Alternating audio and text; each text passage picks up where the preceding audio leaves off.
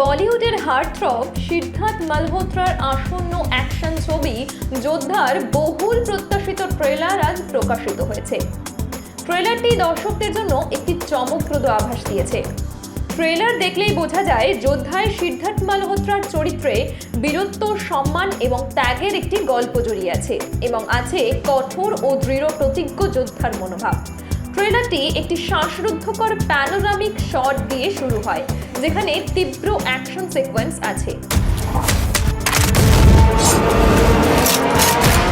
ট্রেলারটি আসার সাথে সাথেই দর্শকদের ফাইট সিকোয়েন্স, শ্বাসরুদ্ধকর দৃশ্য এবং একটি মন ভালো করা কাহিনীর ঝলক দেখানো হয়।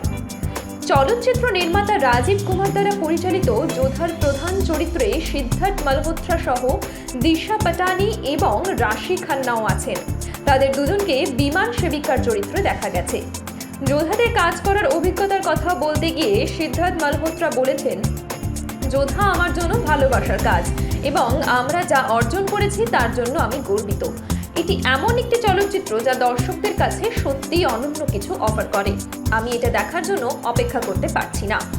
এর ভিজুয়াল, তীব্র অ্যাকশন সিকোয়েন্স এবং রোমাঞ্চকর কাহিনীর সাথে যোদ্ধা দর্শকদের মোহিত করতে এবং ভারতীয় সিনেমার জন্য নতুন মানদণ্ড স্থাপন করতে প্রস্তুত।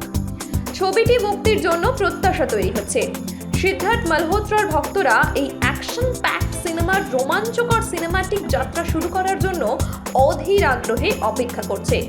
শোনা যাচ্ছে যোদ্ধা এই বছরের শেষের দিকেই প্রেক্ষাগৃহে আসবে।